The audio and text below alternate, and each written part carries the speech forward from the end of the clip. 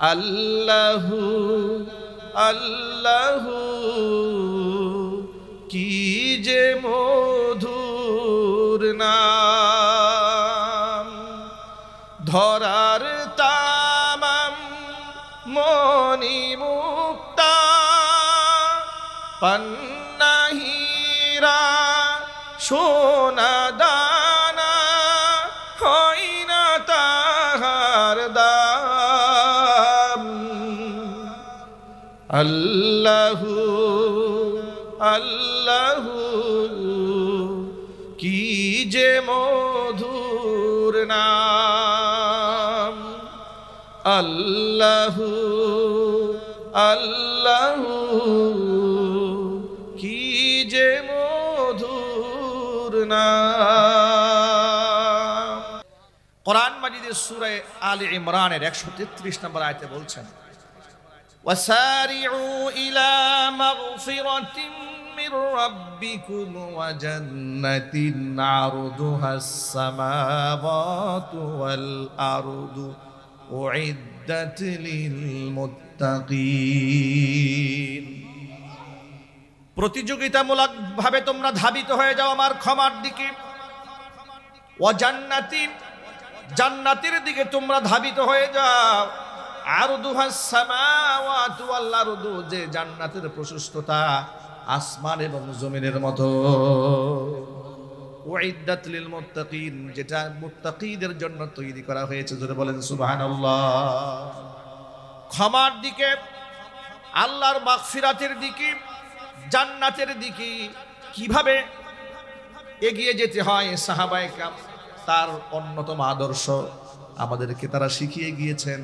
আল্লাহ রাব্বুল আলামিন যাদের শানে কোরআন শরীফের আয়াত নাযিল করে দিয়েছেন, ওয়াল্লাযীনা ইযা ফাআলু ফাহিশাতান আও যালামু আনফুসাহুম যাকারুল্লাহা ফাস্তাগফারু লিযুনুবিহিম ওয়া মান ইয়াগফিরুয যুনুবা ইল্লাল্লাহ ওয়ালাম ইউসিররু আলা মা ফাআলু ওয়া হুম ইয়ালামুন।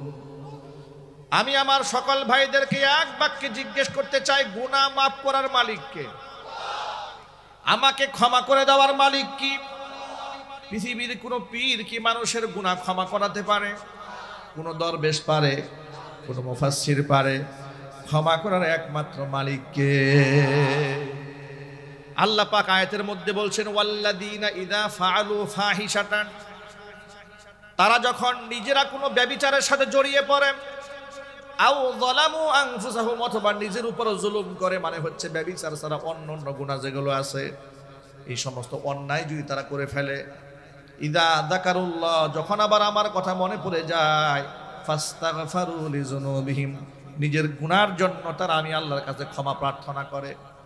ওয়া মান ইয়াগফিরুয যুনুবা ইল্লাল্লাহ গুনাহ তো আমি আল্লাহ ছাড়া কেউ ক্ষমা করতে পারে না।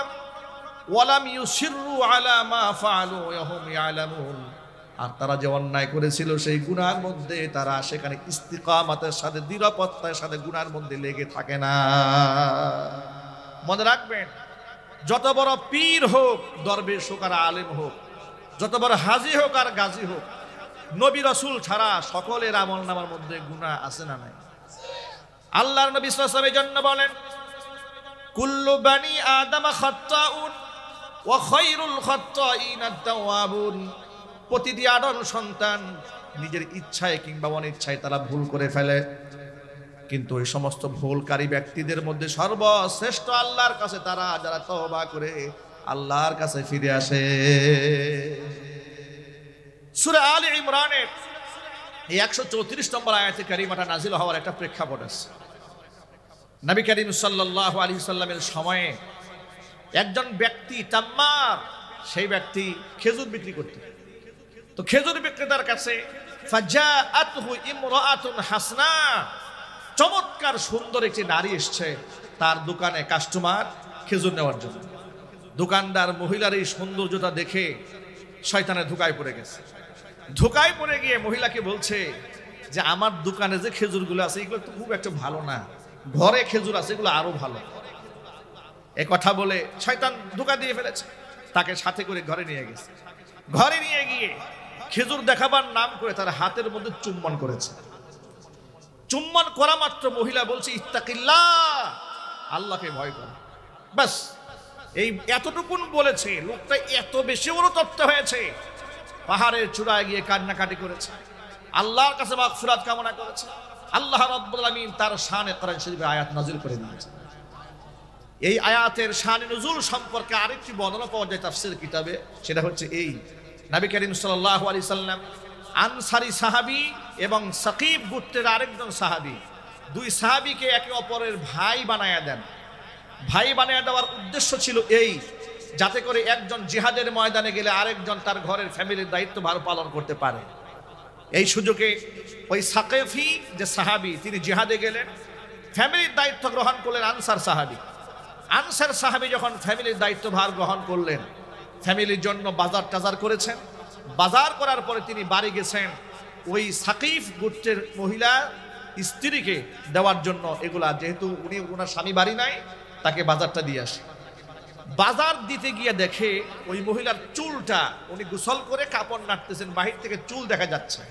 আমার এই বক্তব্যটি, আমার অসংখ্য মায়েরা বোনেরা এই বক্তব্য শুনতে পাচ্ছেন, এটা অত্যন্ত গুরুত্ব সহকারে নেবেন। মেয়েদের প্রতি আকৃষ্ট হওয়ার অন্যতম একটা মাধ্যম হচ্ছে মাথার চুল, কথা ঠিক কিনা বলেন? আর এই চুল নিয়ে যত ফ্যাশন পুরা দুনিয়ার মধ্যে চলে। অসংখ্য মায়েরা বোনেরা বক্তব্য শুনতে পাচ্ছেন, কান খুলে শুনে রাখেন। এই সাহাবী আনসারী সাহাবীর নজর পড়ল এই নারীর চুলের দিকে। নারীর চুলের প্রতি আকৃষ্ট হয়ে শয়তানের ধোঁকায় পড়ে একেবারে তার কাছে চলে গেল। কাছে ধরে তার হাতটাকে স্পর্শ করে ফাকাব্বালাহু, সে একটা চুমা খেয়ে বসেছে। চুমা খাওয়া মাত্র সাকিব গোত্রের ওই সাহাবীর স্ত্রী আনসারীকে ডেকে বলল, আমি তোমার ভাইয়ের আমানত, তুমি আমানতের খেয়ানত করলে, তুমি আমার হাতে চুম্বন করলে, তুমি তোমার ভাইয়ের আমানতের খেয়ানত করেছো। এ কথা বলা মাত্র সে এমন অনুশোচনায় ভুগেছে, ঘর থেকে চিৎকার করে বের হয়েছে, বের হয়ে গিয়ে পাগলের মতো হয়ে গেছে। শুধুমাত্র একটা চুম্বন করেছে, বাস এতটুকু, আর কিছু করেনি। এত বেশি অস্থির হয়ে গেলেন, নিজেকে ধরে রাখতে না পেরে কান্না করতে করতে হযরতে আবু বকর সিদ্দিক রাদিয়াল্লাহু তাআলা আনহুর কাছে গেলেন।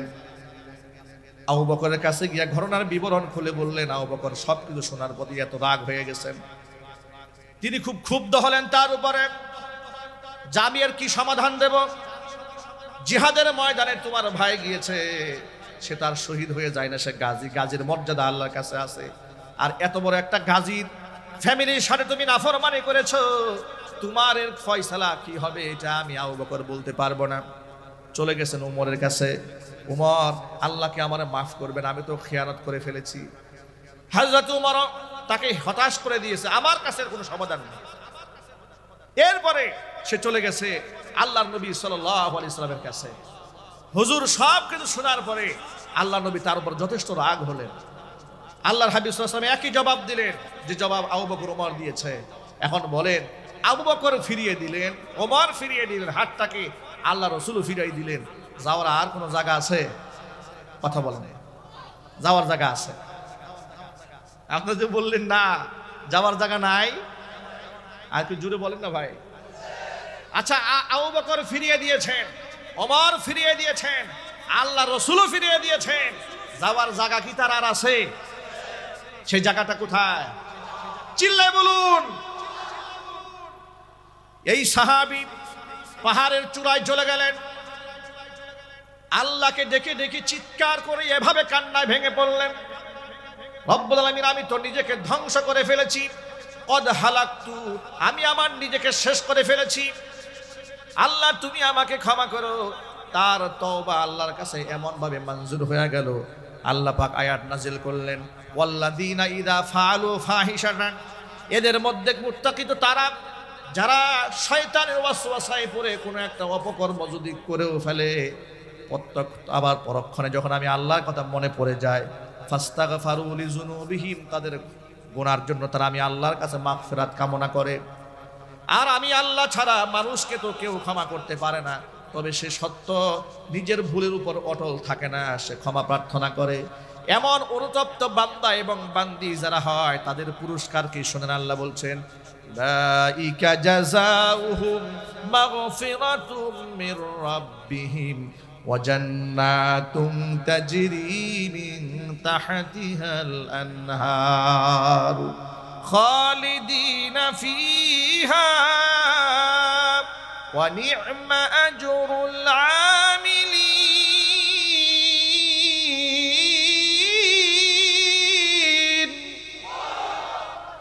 আল্লাহ রাব্বুল আলামিন বলেন, গুনাহ করার পরে অনুশোচনায় ভুগে অনুতপ্ত হয়ে যারা আমার কাছে এভাবে কান্নাকাটি করে, আমি আল্লাহ পাক তাদেরকে মাফ করে দেই। তাদের জন্য রয়েছে আমি আল্লাহর পক্ষ থেকে ক্ষমা। এমন জান্নাত রয়েছে যে জান্নাতের পাদদেশ দিয়ে প্রস্রবণ নদী নালা খালবিল প্রবাহিত হয়ে যায়, চিরদিন তারা সেখানে থাকবে। জোরে জোরে কোন সুবহানাল্লাহ। আমার সামনে বসে আছেন আমার অসংখ্য যুবক আছে চোখের জিনা করেছে, অসংখ্য মানুষ আছে হাতের জিনা করেছেন, মনের জিনা করেছেন। আমার মায়েরা বোনেরা বক্তব্য কান খাড়া করে শোনেন, আল্লাহর কসম শুধু লজ্জাস্থানের জিনাকেই জিনা বলে না। বুখারী শরীফের হাদিসের মধ্যে এসেছে ওয়াল আইনানি জিনাহুমান নাজরু, চোখের জিনা হচ্ছে চোখ দিয়ে তাকানো। ওয়াল উযুনানি জিনাহুমাল ইস্তেমা, কানের জিনা হচ্ছে কান দিয়া অন্য নারীর সাথে বাজে কথাগুলো শোনা, পরপুরুষের কথা শোনা, পর নারীর কথা শোনা। হাতের জিনা হচ্ছে পর নারীকে স্পর্শ করা। অন্তরের জিনা মনে মনে কল্পনা করা। পায়ের জিনা সেদিকে এগিয়ে যাওয়া। লজ্জাস্থান সেটাকে আমলে বাস্তবায়ন করে। যদি কোনো ব্যক্তি লজ্জাস্থানের জিনা করে ফেলে আর যদি তওবা সে না করে, অবস্থা বড় ভয়াবহ হয়ে যাবে। আল্লাহর হাবিব বলেছেন, মিরাজ রজনীতে আমি এমন একটা জায়গা দিয়ে অতিক্রম করলাম, বিরাট একটা চুল্লির মধ্যে দেখতে পেলাম অসংখ্য উলঙ্গ নারী পুরুষকে সেখানে জ্বালিয়ে পুড়িয়ে খাক বানিয়ে দেওয়া হচ্ছে। আগুনের তাপমাত্রা এতটাই বেশি ছিল, লেলিহান শিকায় এতটা বিভৎস ছিল, কিছু কিছু মানুষ পুড়তে পুড়তে বলকায় উপরে উঠে যায়, আবার বলকায় নিচে আসে। বিভীষিকাময় দৃশ্য দেখে জিবরাইল আমিনকে প্রশ্ন করলাম, জিবরাইল এরা কারা? জিবরাইল আমিন জবাব দিয়ে বলছেন, ইয়া রাসূলুল্লাহ, ইয়া হাবিবাল্লাহ, এরা হচ্ছে আপনার উম্মতের ওই সমস্ত নারী আর পুরুষ যারা বিবাহ বহির্ভূত অবৈধ যৌন মিলন করেছে। আজকে এটা তো আমাদের সমাজে অ্যাভেলেবল হয়ে গেছে। আর জিনা এটা আমাদের সমাজে খুব সহজভাবে দেখা হয়, ব্যভিচারটা সহজভাবে দেখা হয়, কিন্তু বিবাহটা অনেক ভয়ঙ্কর খারাপ দৃষ্টিতে দেখা হয়। কথা ঠিক কিনা বলেন? আবার ইদানিং শুনতে পেলাম যে বাংলাদেশি একাধিক বিবাহ করলে তাদের জন্য নতুন ট্যাক্স ধার্য করা হয়েছে। মানে আপনি যদি প্রথম ম্যারেজ করেন, এরপরে সেকেন্ড ম্যারেজ করতে যান, তাহলে আপনাকে সম্ভবত 50,000 টাকা ট্যাক্স দিতে হবে। আবার যদি আরেকটা বিবাহ করতে যান, তাহলে আরো 50,000 টাকা অতিরিক্ত আপনাকে কর দিতে হবে। বিবাহের মধ্যে বসাইছে ট্যাক্স, বিবাহ সহজ করার জন্য নাকি? আওয়াজ নাই।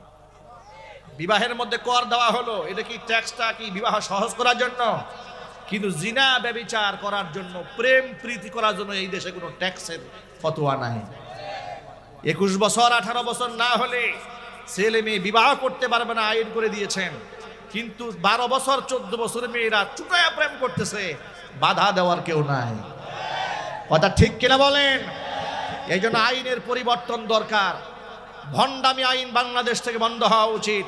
কোরআনে কারিমের আইন বাস্তবায়ন করা দরকার, আছে না নাই? চিল্লায় বলতে পারছে না নাই? অসংখ্য যুবকরা ধ্বংস হয়ে যাচ্ছে, অসংখ্য মেয়েরা জাহান্নামী হয়ে যাচ্ছে। বিবাহকে কঠিন করা হয়েছে, জিনা ব্যভিচারকে সহজ করে দেওয়া হয়েছে। ঠিক না? আপনাদের তো ভুলে যাওয়ার কথা নয়। ইতিহাস মনে করিয়ে দিই, এই বাংলাদেশের এক সম্মানিত পুলিশের দায়িত্বশীল, তিনি সম্ভবত উপকমিশনার ছিলেন ঢাকা রেঞ্জের, তিনি নাম হচ্ছে সাকলাইন। এক জঘন্য নারীর প্রেমাসক্ত হয়েছিলেন পরিমণি। এরপরে টেলিভিশনে সংবাদ প্রচারিত হলো, তার সাথে কেক কাটা, কেক লেনদেন করা, আদান প্রদান, মোহাব্বতের কিছু ছবি প্রচারিত হওয়ার পরে বেচারার চাকরি শেষ, বেটার মান সম্মান শেষ। একটা বিসিএস ক্যাডার, এত বড় সরকারি পুলিশ অফিসার, বেটার জানও নাই, বেটার মালও নাই, ইজ্জতও শেষ, সংসারও শেষ। কথা বলতে হবে, ঠিক কিনা? তৎকালীন সময়ে যখন তার বিরুদ্ধে গোটা বাংলাদেশের মানুষ ফুঁসে উঠল, যেটা আইনের যদি আইন শৃঙ্খলা রক্ষাকারী বাহিনী নিজেরাই আইন শৃঙ্খলা ভঙ্গ করে তাহলে সংশোধন করবে কে? আলোচনায় উঠলো তখনকার, আমি তো আইনটা জানতাম না, তখন প্রশাসনের একজন ঊর্ধ্বতন কর্মকর্তা বললেন যে পরিমণিও অ্যাডাল্ট, সাকলাইনও অ্যাডাল্ট, দুজনেই উপযুক্ত। আর যা হয়েছে স্বইচ্ছায় হয়েছে। স্বইচ্ছায় কিছু হলে এই দেশে তেমন কোনো জরিমানা কিছু নাই। নাউজুবিল্লাহ আসতে বলে, স্বইচ্ছায় আকাম করলে জরিমানা নাই, 100 টাকা জরিমানা হাতে হাতে ধরা পড়লে। এটা নাকি বাংলাদেশে আইন আছে, নাউজুবিল্লাহ। আমি জানি না এর গভীরতা কি আছে, এটা ওনাদের বক্তব্য। 100 টাকা জরিমানা স্বইচ্ছায় আকাম কুকাম করলে। আর আনুষ্ঠানিকভাবে 17 বছরের একটা মেয়েকে বাবা বিবাহ দিতে যাচ্ছেন সামাজিকভাবে, আনুষ্ঠানিকভাবে, সেখানে চেয়ারম্যান সাহেব এসে হাজির, ওসি সাহেব এসে হাজির, বাল্য বিবাহ হচ্ছে। বাল্য বিবাহের ধোঁয়া তোলে অসংখ্য পবিত্র বন্ধনকে বাংলাদেশে নষ্ট করা হয়েছে। সুতরাং এই সমস্ত ভণ্ডামি আইন বাদ দিতে হবে। 16 বছর 17 বছরের মেয়েরা অ্যাডাল্ট হয়ে যাচ্ছে, যুবতী মেয়েরা উপযুক্ত হয়েছে। আর এই উপযুক্ত সময় ছেলেকে মেয়েকে বিবাহ না দিলে এই ছেলে মেয়ে সমাজে যত অখরাঞ্জ করবে তার দায়িত্ব আবার অবশ্যই বাপ মাকে নিতে হবে, অবশ্যই সমাজ পরিতে নিতে হবে, নেতৃবৃন্দদের নিতে হবে।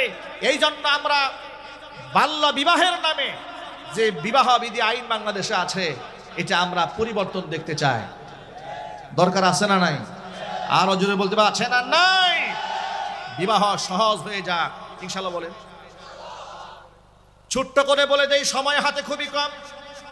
কোরআনে কারীম বিবাহের ব্যাপারে আল্লাহ তাআলা উদ্বুদ্ধ করে বলেছেন, ওয়ানকিহুল আয়ামা মিনকুম ওয়াস-সালিহিনা মিন ইবাদিকুম ওয়া ইমাইকুম ইয়াকুনু ফুকারা ইউগনিহিমুল্লাহু মিন ফাদলি ওয়াল্লাহু ওয়াসিউন আলীম।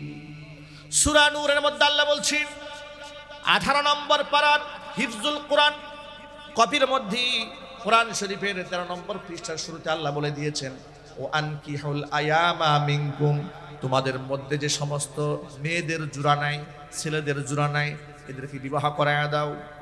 গার্জিয়ানদেরকে লক্ষ্য করে আল্লাহ বলেছেন তোমরা বিবাহ দিয়ে দাও, বিবাহ করাইয়া দাও। এর মানে বিবাহ নিজে নিজে করার বিধান না, বিবাহ করাইয়া দিতে হয়। ঠিক কিনা বলেন? বিবাহ কি করতে হয়? করাতে হয়। আপনারা তো ঠিক মতো বিবাহ করান না দেখে আপনার ছেলে পালায়। কথা বলে না, মেয়েরা কি এমনি পালায়? আপনারা তো করান না। আপনারা কি বলেন? তুমি নিজের পায়ে দাঁড়াও। ঠিক কিনা বলেন? নিজের পায়ে দাঁড়াও।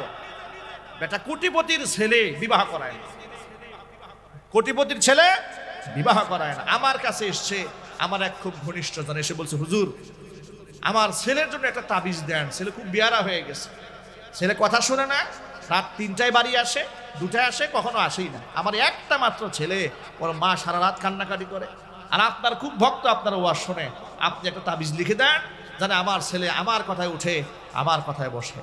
আমি বললাম, ভাই আপনার ছেলের যে রোগ হয়েছে এই রোগ তাবিজে ভালো হবে না, আমি একটা বুদ্ধি দেই, কাজ করেন। বলে কি বুদ্ধি?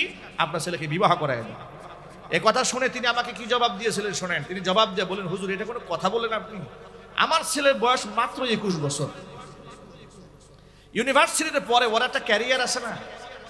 আমি বললাম, ভাই ক্যারিয়ার করতে করতে ক্যারেক্টারে 12টা বাজাইছে। কথা ঠিক কিনা বলে? ক্যারিয়ার করতে করতে ক্যারেক্টারে 12টা বাজিয়েছেন। যা বললাম আপনি এটা শোনেন, ফায়দা হবে। এ কথা নিয়ে তিনি বাড়ি গেলেন, স্ত্রীর সাথে পরামর্শ করলেন। তিনি বললেন, হুজুর তো ভালো কথাই বলেছে। তারা পাত্রী দেখা শুরু করলো। মাত্র সপ্তাহ 10 দিনের মধ্যে পাত্রী কোথা থেকে পছন্দ করে ফেলেছে। আমাকে ফোনে বলছে, হুজুর আপনার কথা আমলে নিয়েছি, ছেলের বিবাহ ঠিক করেছি, আপনি বিবাহ পড়াবেন। আমি বললাম, ভাই আমি তো মাহফিলে ব্যস্ত, আমি দোয়া করে দেব। বিবাহ হয়ে গেল। আমি উইলিংলি ফোন করেছি বিবাহের 2-3 দিন পরে। ফোন দেওয়ার পরে জিজ্ঞেস করলাম, ভাই খবর কি? যে ছেলের তাবিজের প্রয়োজন, খবর কি? বলে, হুজুর ছেলে তো 3 দিন হয়েছে ঘরের দরজাই খুলে না। কথা বুঝতে পেরেছেন? যে ছেলেরা 3টায় বাড়ি আসে না, সেই ছেলে 3 দিন ঘরে দরজা খোলে না। আসলে বুঝতে পেরেছেন কোন রোগে আক্রান্ত হয়েছিল? সুতরাং এটা আমার কথা নয়, নবী করিম সাল্লাল্লাহু আলাইহি ওয়াসাল্লাম বলেছেন। এক বাক্যে জবাব দিয়ে বলতে হবে, আমাদের রাসূল কি মিথ্যা কথা বলেন? অনেকে জবান বন্ধ আছে আমি দেখেছি। একটু এক বাক্যে বলতে হবে, আর আল্লাহ রসুল কি মিথ্যা কথা বলেন? এবার শুনেন রসুল কি বলেন। আল্লাহর হাবিব বলছেন, ইয়া মাশারাশ শাবাব, অযুব সম্প্রদায়, মান ইসতাতা মিনকুমুল বাআতা ফালইয়াতাযাওয়াজ ফাইন্নাহু আগাদ্দু লিল বাসারি ওয়া আহসানু লিল ফারাজি। অযুব সম্প্রদায়, যাদের মহারণা দেওয়ার, খরপোশ দেওয়ার সামর্থ্য আছে, তোমরা বিবাহ করে নাও।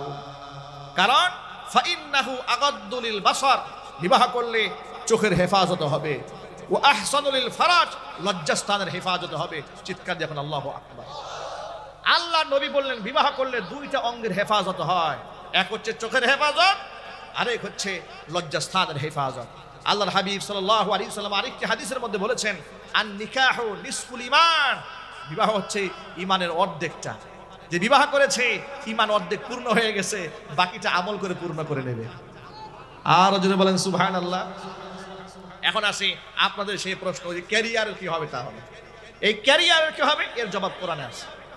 আল্লাহ পাক বলছেন, ইয়াকুনু ফুকারা ইউগনিহিমুল্লাহু মিন ফাদলি। বিবাহ করার সময় ছেলে যদি কিছুটা দারিদ্রতায় থেকেও থাকে, ভয়ের কোনো কারণ নাই। আমার বান্দিকে মহারণা দিয়া সম্মানের সাথে যখন তার ঘরে সে জায়গা দিয়েছে, পৃথিবীর যদি কেউ নাও দেখে, দেখেছেন কে? আল্লাহ দেখেন নাই? ঘরে খাওয়ার লোক যে একজন বেড়েছে, এটাকে আল্লাহ দেখেন নাই? আল্লাহ বলছেন, ইউগনিহিমুল্লাহু মিন ফাদলি, আমি দয়াময় আল্লাহ তাআলা আপন মেহেরবানিতে তার অসচ্ছলতা দূর করে আমি তাকে সচ্ছল জিন্দেগি উপহার দেব। সেই ক্ষমতা আল্লাহর আছে না নাই?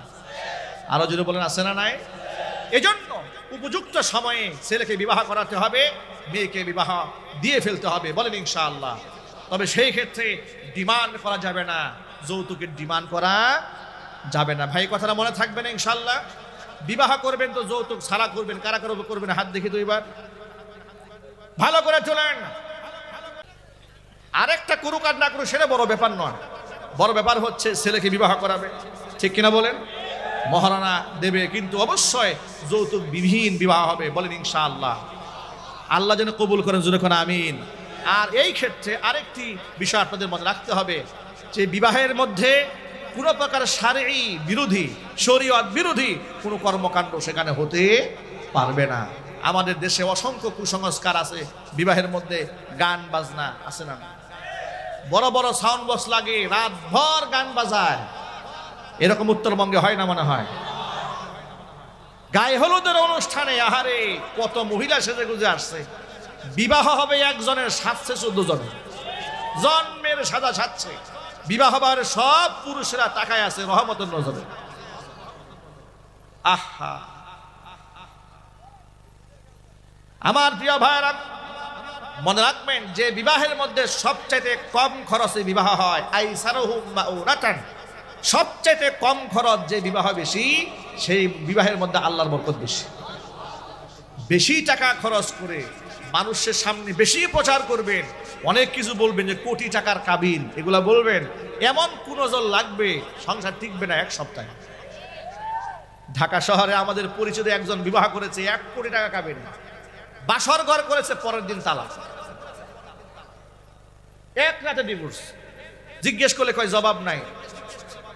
কি বুঝেছে আল্লাহ ভালো জানে। জিজ্ঞেস করে বলে জবাব নাই, 1 রাতে 1 কোটি টাকার কাবিন শেষ। হারাম, এগুলা করবেন না। আল্লাহ আমাদের হেফাজত করুক, যদি বলেন আমিন। ভাইরা, যে কথা বলতে গিয়ে এত লম্বা কথা বলেছি, চোখেরও জিনা আছে, হাতেরও জিনা আছে, আছে না ভাই? এখানে অনেক বাবারা আছেন, অনেক স্বামীরা আছেন। বাবা এবং স্বামীদের উদ্দেশ্যে আমার 2-1টি কথা। আমরা সবসময় আমাদের মেয়েদের পর্দার কথা বলি, নামাজের কথা বলি, আমাদের মেয়েদের পবিত্র থাকার কথা বলি, কিন্তু নিজেরা কিন্তু আমাদের মেয়েদেরকে পবিত্র থাকার জন্য কোনো প্রচেষ্টা গ্রহণ করি না, ঠিক কিনা বলেন? আল্লাহর নবী সাল্লাল্লাহু আলাইহি সাল্লাম বলেছেন, আল মারআতু ইযা সাল্লাত খামসাহা, মহিলা যদি 5 ওয়াক্ত নামাজ আদায় করে, ওয়া সামাত শাহরাহা, রমজান মাসে রোজা ঠিকঠাক মতো আদায় করে, ওয়া আতাআত বালাহা, স্বামীর আনুগত্য করে, ও আহসানাত ফারজাহা, সতীত্বের হেফাজত করে, তাদখুলু বিআইয়ি আবওয়াবিল জান্নাতি শাআত ইয়াউমাল কিয়ামা, কিয়ামতের দিন জান্নাতের 8টি দরজার যেই দরজা দিয়ে খুশি ওই দরজা দিয়ে আল্লাহর এই বান্দা আল্লাহর জান্নাতে চলে যাবে। কিন্তু আমার প্রশ্ন হলো, আমার মা বোনরা স্বামীর আনুগত্যশীল হবে, পর্দানিশীল হবে, লজ্জাস্থান যে হেফাজত করবেন, 5 ওয়াক্ত যে নামাজ পড়বেন, সেই পরিবেশ আমরা যারা স্বামী আছি, আমরা যারা বাবা আছি, তৈয়ার করার দেওয়ার দরকার আছে না নাই? পরিবেশটা আমরা নষ্ট করে দিয়েছি। আমরা আমাদের মেয়েদেরকে বিশ্ববিদ্যালয়ে পাঠিয়ে দিয়েছি জিন্সের প্যান্ট পরাই, ঠিক কিনা বলেন? টি শার্ট পরে পাঠিয়ে দিয়েছেন, নিজের মেয়েকে পার্লারে পাঠিয়ে দিয়েছেন, আপনার স্ত্রীকে সাজিয়ে গুজিয়ে সুন্দর করে ছবি তুলে আপনি ফেসবুকে ছেড়ে বলেছেন, প্রিয় দুস্তরা আপনাদের নতুন ভাবি, খাস দিলে একটু দোয়া করে দেবেন। আর বন্ধুরা যে কি দোয়াটা করে, আহারে দোয়া! হযরত আলী কাররামাল্লাহু ওয়াজহা বলেছেন, একজন বেপর্দা মহিলা সে যখন রাস্তায় হাঁটে, তার দিকে পুরুষেরা যে কি নজরে তাকায়, একটা পুরুষের চোখটা খুলে যদি ওই নারীর চোখে লাগাই দেওয়া যেত একদিনের উপলব্ধিতে, তাহলে এই মহিলা ঘর থেকে বের হওয়ার সময় কাপড় দিয়া পর্দা না করে লোহা দিয়া পর্দা করে ঘর থেকে বের হইত। কথা ঠিক কিনা বলেন?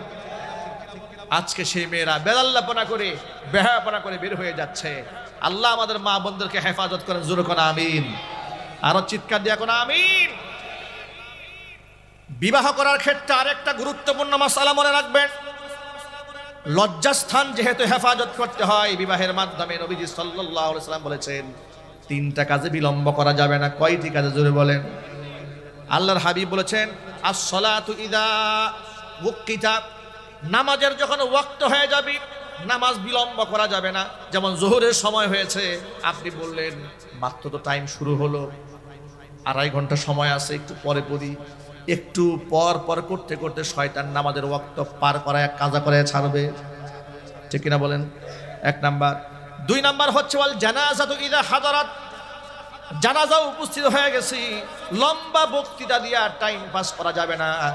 যদিও আমাদের সমাজের মধ্যে দেখবেন বড় কোনো মানুষ মারা গেলে লাশ সামনে রেখে এমন ভাষণ শুরু হয়, ঠিক কিনা বলেন? এটা উত্তরবঙ্গে হয় নাকি? আজীব তামাশা, লাশকে সামনে রেখে রাজনৈতিক ভাষণ শুরু হয়েছে, নেতা কর্মীদের একের পর এক সিরিয়াল চলে যাচ্ছে। আরে বাবা, বক্তৃতা দেওয়ার তো জায়গা আছে। লাশ সামনে রেখে দেরি করতে নিষেধ করেছেন মুহাম্মদ রাসূলুল্লাহ সাল্লাল্লাহু আলাইহি ওয়াসাল্লাম। সুতরাং জানাজা উপস্থিত হয়ে গেলে দেরি করা যাবে না। কয় নাম্বার? 2 নাম্বার। 3 নাম্বার হচ্ছে ছেলে মেয়ে বিবাহের উপযুক্ত হয়ে গেলে বিবাহ দেওয়া, বিবাহ করাতেও বিলম্ব করা যাবে না। এই ক্ষেত্রে আপনারা কি প্রাধান্য দেবেন? বিবাহের ক্ষেত্রে প্রাধান্য দেওয়া হয় টাকা, প্রাধান্য দেওয়া হয় বংশ, প্রাধান্য দেওয়া হয় সৌন্দর্যতা, প্রাধান্য দেওয়া হয় ধার্মিকতা। 4টা জিনিস মানুষ মূল্যায়ন করে। নবী করিম সাল্লাল্লাহু আলাইহি সাল্লাম বলেছেন, তুনকাহুল মারআতু লিআরবাঈন, 4টা জিনিস দেখে মেয়েদেরকে মূল্যায়ন করা হয়। এক হচ্ছে লিমালিহা, তার সম্পদ দেখে। 2 নাম্বার হচ্ছে ওয়ালি জামালিহা, তার সৌন্দর্যতা দেখি। 3 নাম্বার হচ্ছে ওয়ালি হাসাবিহা, তার বংশ দেখে। 4 নাম্বার ওয়ালি দীনিহা, তার ধার্মিকতা দেখে। হুজুর বলেছেন 4টা গুণের মধ্যে ফাযফার বিদাতিদ দিন, ধার্মিকতার গুণকে প্রাধান্য দাও। ঘরের মধ্যে স্ত্রী আনতে চাচ্ছ, দেখো নামাজ পড়ে কিনা, আল্লাহকে ভয় করে কিনা, জাহান্নামের আগুনের ভয় আছে নাকি, পরকালকে ভয় করে নাকি। আল্লাহকে যে মেয়ে ভয় করে না, আল্লাহর কসম ওই মহিলা স্বামীকেও ভয় করবে না। আল্লাহকে যে ভয় করবে না, সে পরকিয়া করে বেড়াবে। কথা বলে না কেন? আল্লাহর ভয় যদি মহিলার কলিজার মধ্যে না থাকে, তাহলে স্বামীকে ঘরের মধ্যে রেখে অন্য পুরুষের সাথে পরকিয়া করে বেড়াবে। স্বামী বিদেশে থাকবে আর এইদিকে তিনি বয়ফ্রেন্ড নিয়ে রাত্রি যাপন করবে। আল্লাহর ভয় যার অন্তরে আছে, সেই ব্যক্তি নিজেকে কন্ট্রোল করতে পারে। এই জন্য ধার্মিকতার গুণ বড় গুরুত্বপূর্ণ। আল্লাহ নবী বলেছেন, ধার্মিক নারী যদি ঘরে না আসে, তাহলে তারই বাতিয়া ডাক, তুমি ধ্বংস হয়ে যাবে। মুহাম্মদ রাসূলুল্লাহ সাল্লাল্লাহু আলাইহি ওয়াসাল্লাম এই উক্তি পেশ করেছেন। দেখুন ধার্মিকতার গুণকে আল্লাহ নবী নিজে কিভাবে প্রাধান্য দিয়েছেন। আগে বলেন সুবহানাল্লাহ। এত আসতে বললেন, চিৎকার দেখুন, আল্লাহু আকবার। মুহাম্মদ সাল্লাল্লাহু আলাইহি ওয়াসাল্লাম কলিজার টুকরা মেয়ে ফাতেমাতুজ জাহরা রাদিয়াল্লাহু তাআলা আনহা, হুজুর কি কম মহব্বত করতেন তাকে? ফাতেমার ব্যাপারে রাসূল বলেছেন, ফাতেমা তু বিদআতুম মিন্নি, ফাতেমা আমার দেহের গোশতের একটা টুকরা। যেই ব্যক্তি ফাতেমাকে কষ্ট দেয় সে আমাকে কষ্ট দেয়, যে ফাতেমাকে আনন্দিত করে সেই ব্যক্তি আমি মুহাম্মদ সাল্লাল্লাহু আলাইহি ওয়াসাল্লামকে আনন্দিত করে দিই। সেই ফাতেমার জন্য স্বামী সিলেক্ট করলেন একেবারে হত দরিদ্র হযরত আলী কাররামাল্লাহু ওয়াজহা, রাসূলের ঘরে বড় হয়েছে, অথচ ফাতেমাতুজ জাহরা রাদিয়াল্লাহু তাআলা আনহাকে বিবাহের প্রস্তাব দিয়েছেন আরবের বড় বড় ধনাঢ্য ব্যক্তিরা। নবী করিম সাল্লাল্লাহু আলাইহি ওয়াসাল্লাম কাউকে অ্যাকসেপ্ট করেন নাই, হযরত আলীকে নিজের মেয়ের স্বামী হিসেবে গ্রহণ করেছেন। যদি বলেন আল্লাহু আকবার। মহারণা দেওয়ার টাকা ছিল না। উসমান গনি জিন্নুরাইন রাদিয়াল্লাহু তাআলা আনহু তার কাছে জিহাদের অস্ত্র বর্ম বিক্রি করে মহারণার টাকা দিয়েছিলেন। চিৎকার দেখুন আল্লাহু আকবার।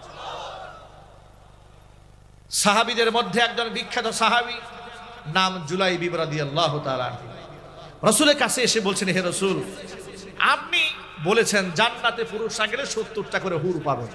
এই কথা শুনলে আমার মা বোনরা যেন আবার কষ্ট না পায়।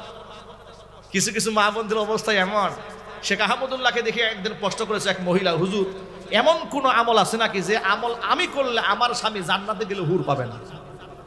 দেখছেন দুনিয়াতে তো স্বামীকে বিবাহ করতে দেবেই না, উনি বেহেশতে গিয়ে হুর দেবেন। কিন্তু হাদিস শরীফে এসছে, স্ত্রী যদি দিনদার হয়, পুণ্যবতী হয়, স্বামী তার প্রতি সন্তুষ্ট হয়, সমস্ত হুরদের সর্দার আল্লাহ পাক স্ত্রীকে বানিয়ে দেবেন। আরো যদি বলতে হবে সুবহানাল্লাহ। জুলাইবিব রাসূলের সাহাবী হুজুর কাছে আসলেন, এসে বললেন, ইয়া রাসূলুল্লাহ, জান্নাতে যে হুরের বর্ণনা কোরআনে আছে, আপনার মুখে শুনেছি, আমি যদি মারা যাই আল্লাহ কি আমাকে হুর দেবে? আচ্ছা, মনের মধ্যে যেই শুনিয়াই তিনি মুখে ফেস দিয়া কথা বলুক না কেন, এটা মনোভাব অনেক সময় বোঝা যায় না। মুহাম্মদ সাল্লাল্লাহু আলাইহি ওয়াসাল্লাম বুঝতে পেরেছেন হঠাৎ করে জুলাইবিবে কথা কেন বললেন।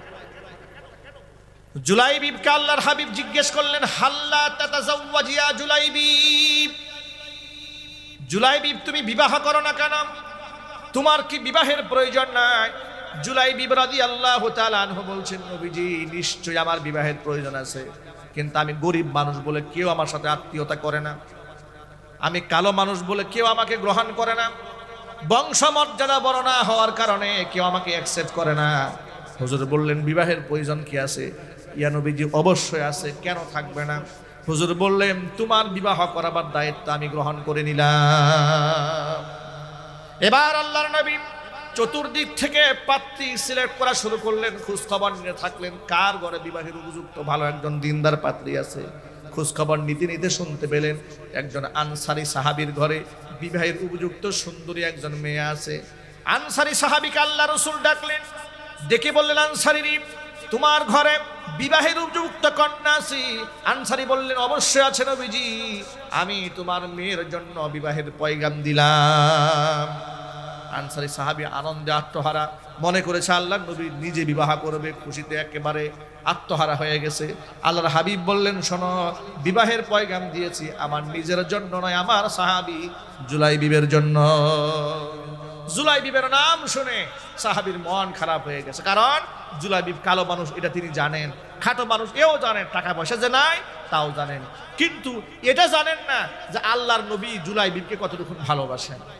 আল্লাহর হাবিব বলেছেন, আমি জুলাইবিবের, জুলাইবিব আমি রাসূলের। বাড়িকে সুবহানাল্লাহ বলেন।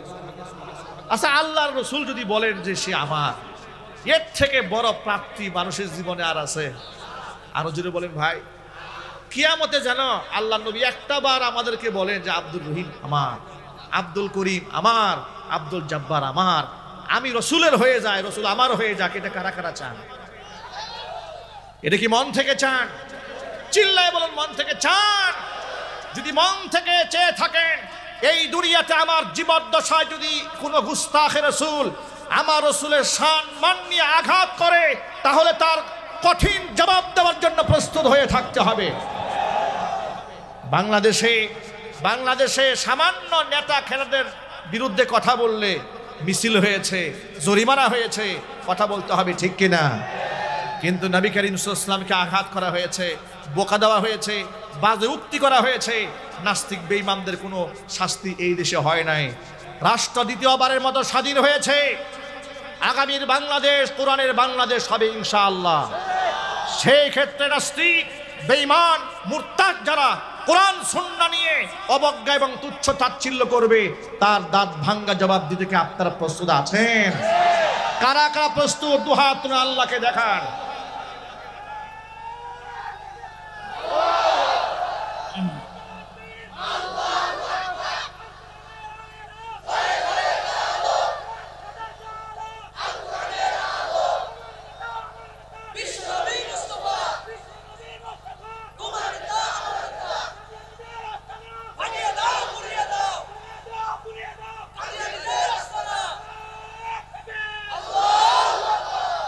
আমার প্রিয় ভাইরা, যত যুবকেরা এসেছেন, যত মায়েরা এসেছেন, বাবারা এসেছেন, আল্লাহ তাআলা সকলের ঈমানে শক্তি বৃদ্ধি করে দেন। হুজুরে বলুন আমিন। জুলাইবিব রাদিয়াল্লাহু তাআলা আনহু সম্পর্কে হুজুর বললেন, জুলাইবিব আমি রাসূল জুলাইবিবের এত ভালোবাসতেন এই সাহাবীকে। আনসারী সাহাবী হুজুরের চোখের সামনে, মুখের সামনে প্রস্তাব প্রত্যাখ্যান করতে পারলেন না, কারণ রসুলের সামনে হুজুর একটা প্রস্তাব দিয়েছে, মুখের সামনে মুখোমুখি কি না করা যায়? না করা যায়। তিনি বলেন, হে রসুল, আপনি আমার একটু অনুমতি দেন, আমি ঘরে গিয়ে মেয়ের সাথে, মেয়ের মায়ের সাথে একটু পরামর্শ করি। মনে রাখবেন, মেয়ের সিদ্ধান্তই ইসলামের চূড়ান্ত সিদ্ধান্ত। সুবহানাল্লাহ বলেন। আমাদের দেশের বেঈমান মুনাফিকরা বলে ইসলাম নাকি নারীদেরকে কোনো সম্মানই দেয়নি। কি পাগলামি কথাবার্তা! বিবাহের ইজেন্টটা আগে আনতে হয় ছেলের কাছ থেকে না মেয়ের কাছ থেকে? সুবহানাল্লাহ বলবেন না? মেয়ে যদি বলে হ্যাঁ, বিবাহ হবে। মেয়ে যদি বলে না, বিবাহ হবে না। আল্লাহু আকবার বলেন। আল্লাহর নবী ফাতেমাতুজ জাহরা রাদিয়াল্লাহু তাআলা আনহার বিবাহের পয়গাম পাঠাবার পরে ইজেন আনতে গিয়ে হুজুর বলেছিলেন, ফাতেমা, তোমাকে এমন একজন ব্যক্তি বিবাহের পয়গাম পাঠিয়েছে যে সাহাবীদের মধ্যে সবচেয়ে জ্ঞানী, যার উপাধি হচ্ছে আসাদুল্লাহিল গালিব, আল্লাহর বিজয়ী সিংহ। আল্লাহু আকবার। এরপরে তোমার অ্যাকসেপ্ট, তুমি পছন্দ করলে করতে পারো, না করে না করতে পারো। আচ্ছা, এতগুলা প্রশংসা যখন রাসূল করলেন, ফাতেমার কি বুঝার বাকি আছে যে আমার বাবা কি চাচ্ছেন? বোঝার কোনো বাকি নেই। ফাতেমাতুজ জাহরা রাদিয়াল্লাহু তাআলা আনহা চুপ থাকলেন, কোনো কথা বললেন না। যদি তিনি ক্যান্সেল করতেন, না বলতে কিন্তু শরম হয় না, কিন্তু হ্যাঁ বলতে শরম হয়। আস-সুকুতু নিসফুর রিজা, চুপ থাকাটা এটা সম্মতির একটা বড় লক্ষণ, ঠিক কিনা বলেন? এই জন্য মেয়েরা যখন চুপচাপ থাকে বুঝবেন রাজি আছে, আর যদি মেয়েটা মুখ ফুসে কিছু বলে ফেলে যে না মুসার দেয়, বুঝবেন রাজি নাই, কারণ না বলতে লজ্জা হয় না, কিন্তু হ্যাঁ বলতে লজ্জা হয়। আল্লাহু আকবার বলেন। আল্লাহ রাসূল বললেন যে ঠিক আছে, তোমার মেয়ের সাথে, মেয়ের মার সাথে একটু পরামর্শ করো। গিয়ে ঘরের মধ্যে গেলেন। ঘরের মধ্যে গিয়ে তিনি প্রথমে নিজের মেয়ের কাছে গেলেন, স্ত্রীকে একান্তে ডাকলেন, ডেকে বলছেন, শোনো, আল্লাহর হাবিব সাল্লাল্লাহু আলাইহি সাল্লাম আমাদের মেয়ের জন্য বিবাহের পয়গাম পাঠিয়েছেন। এই কথা শুনে মেয়ের মাও আনন্দে আত্মহারা। নবীজি আমার মেয়ের জন্য বিবাহের পয়গাম পাঠিয়েছেন, এর চাইতে পরম সৌভাগ্যতার কিছু হতে পারে না। সাহাবী বলেন, শোনো, এত আনন্দিত হওয়ার কিছু নাই। হুজুর তো বিবাহের পয়গাম দিয়েছেন, তবে নিজের জন্য দেন নাই, দিয়েছেন তার সাহাবী জুলাইবিবের জন্য। জুলাইবিবের পরিচয় শুনে এবার মেয়ের মায়ের মনটাও খারাপ হয়ে গেল। বাবাও অসম্মতি দিয়েছে, মাও অসম্মতি জ্ঞাপন করেছে।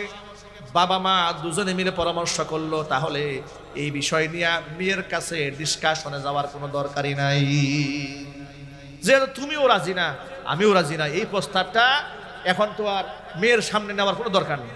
এ কথা বলে বলছে আচ্ছা ঠিক আছে। মা শিখিয়ে দিয়েছে যে আপনি যান, রাসূল পাক সাল্লাল্লাহু আলাইহি ওয়াসাল্লামের কাছে অত্যন্ত আদবের সাথে প্রস্তাবটা না করে দিয়ে আসেন, বলবেন আমার মেয়ে, আমার স্ত্রী এটা রাজি হয়নি।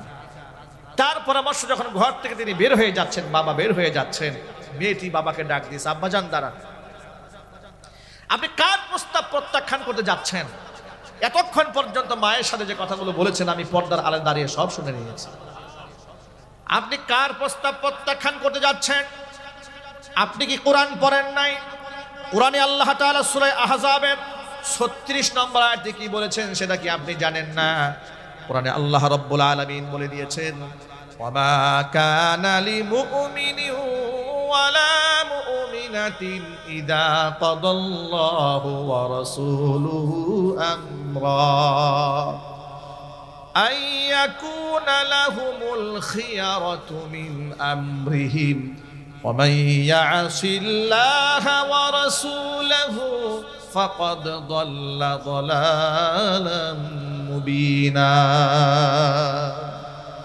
আল্লাহ পাক বলছেন ওয়ামা কানা লিমুমিনিন ওয়ালা মুমিনাতিন ইযা কাদাল্লাহু ওয়া রাসূলুহু আমরা, আমি আল্লাহ এবং আমার রসুল যদি কোনো ব্যাপারে কোনো মতামত ব্যক্ত করে ফেলি, সিদ্ধান্ত যদি হয়ে যায় আমি আল্লাহ, সিদ্ধান্ত হয়ে যদি হয় আমি আমার রসুলের, সিদ্ধান্ত যদি হয় কার?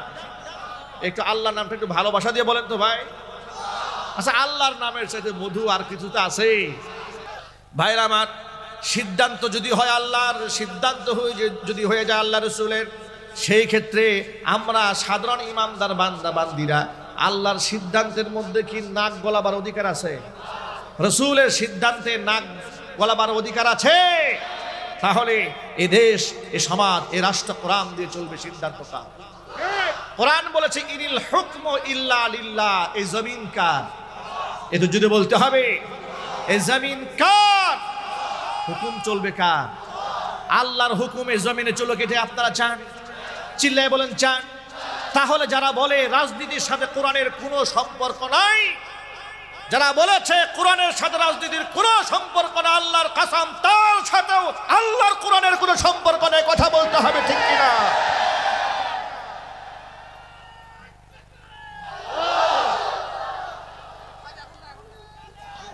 ভাইরা আমার, আমার প্রিয় ভাইরা, সাহাবীকে ডেকে বলছেন আব্বাজান আপনি কি কোরআন শরীফ আয়াত পড়েন নাই? আল্লাহ এবং তার রসুল যদি কোনো সিদ্ধান্ত দিয়ে ফেলে, সেই ক্ষেত্রে পৃথিবীর সাধারণ মুমিন মুসলমানের মতামত ব্যক্ত করার কোনো অধিকার নাই। জুলাইবিবকে আল্লাহর নবী আমার স্বামী হিসেবে পছন্দ করেছেন, আপনি আল্লাহর নবীর কাছে গিয়া বলবেন ও আল্লাহর হাবিব, আমার মেয়ে আপনার দেওয়া প্রস্তাব হাসি মুখে মেনে নিয়েছে। এভাবেই মনের ইচ্ছার বিরুদ্ধে গেলেও আল্লাহ এবং রসুলের কথাটায় হাসি মুখে মেনে নিতে হয়, এর মধ্যেই কল্যাণ আছে না নাই? সুতরাং ইসলামের কোনো বিধিবিধানের ক্ষেত্রে যুক্তি তর্কে না গিয়ে আল্লাহ কি বলেছেন, আল্লাহ রসুল কি বলেছেন, হক্কানে উলামারা কি ব্যাখ্যা দিয়েছেন, সেটাই হাসি মুখে মানতে আমরা কি রাজি আছি ইনশাল্লাহ? কারা কারা রাজি আছেন হাত দেখান, আল্লাহকে দেখায় দেন। আল্লাহ যেন কবুল করেন, জোরে কোন আমিন। আর চিৎকার দেখুন আল্লাহুম্মা আমিন, আল্লাহুম্মা আমিন। রব্বানা যালামনা আনফুসানা ওয়া ইল্লাম তাগফির লানা ওয়া তারহামনা লানাকুনান্না মিনাল খাসিরিন। রব্বানা লা তুজিগ কুলুবানা বা'দা ইয হাদাইতানা ওয়া হাব লানা মিন লাদুনকা রাহমাতান ইন্নাকা আনতাল ওয়াহ্হাব। রব্বুল আলামিন রহমতের নজর দিয়ে তাকায় দেখো, হাজার হাজার যুবক যুবতী, তরুণ তরুণী মুসলমানেরা দিনের বেলায় যাবতীয় কাজ ফেলে দিয়া কোরআন সুন্নাহর বক্তব্য শোনার জন্য জমা হয়েছে। আয় আল্লাহ তাআলা প্রত্যেকের দিলের নেক বাসনাগুলি তুমি পরিপূর্ণ করে দাও। আয় আল্লাহ তাআলা খাস করে আমার জাবেদ ভাই অক্লান্ত পরিশ্রম করে মেধা খাটিয়ে এলাকার মানুষের সহযোগিতা নিয়ে ভালোবাসা নিয়ে হাজার হাজার মানুষকে জমা করেছেন। আল্লাহ তার ব্যবসা বাণিজ্যকে তুমি কবুল করে নাও। দিনের খেদমতে তাকে তোমাকে তোমার কুদরতি হাতের মধ্যে সুপে দিলাম, তুমি তাকে মঞ্জুর করে নাও।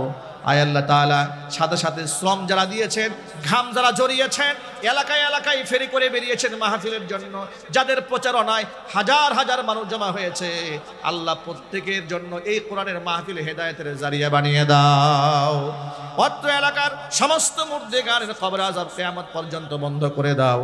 কাল হাসরের কঠিন ময়দানে এই আয়োজন আমাদের সকলের জন্য নাজাতের জারিয়া বানিয়ে দাও। হাত তুলে ধরেছি রব্বুল আলামিন, অনেকের মা নাই, বাবা নাই, অন্ধকার কবরে চিরবিদায় হয়ে চলে গেছি। মা বাবার কবরগুলাকে বেহেশতের বাগান বানায়া দাও, তাদের জিন্দেগির গুনাহ খাতাগুলি মাফ করে দাও। সর্বোপরি আমরা অনেক গুনাহ করেছি, গুনার সমুদ্রের মধ্যে হাবুডুবু খাচ্ছি, তোমার দরবারে তওবা করছি। আল্লাহ জিন্দেগিতে কোনোদিন আর কোনো গুনাহ করব না। সগীরা কবিরা জাহিরি বাতিনি ইচ্ছা অনিচ্ছায় যত গুনাহ করেছি, আল্লাহ তুমি আমাদের গুনাহ খাতাগুলি মাফ করে দাও। আল্লাহ আমাদেরকে বিনয়ী বানাও, তোমার মাকবুল বান্দা বানাও। আল্লাহুম্মা বারিক লানা ফি রজব ওয়া শাবান ওয়া বাল্লিগনা রমাদান। আল্লাহুম্মা বারিক লানা ফি রজব ওয়া শাবান ওয়া বাল্লিগনা রমাদান। রব্বিরহামহুমা كما ربياني صغيرا رب ارحمهما كما ربياني صغيرا سبحان ربك رب العزة عما يصفون وسلام على المرسلين والحمد لله رب العالمين واجعل آخر كلمتنا عند الموت لا إله إلا الله محمد رسول الله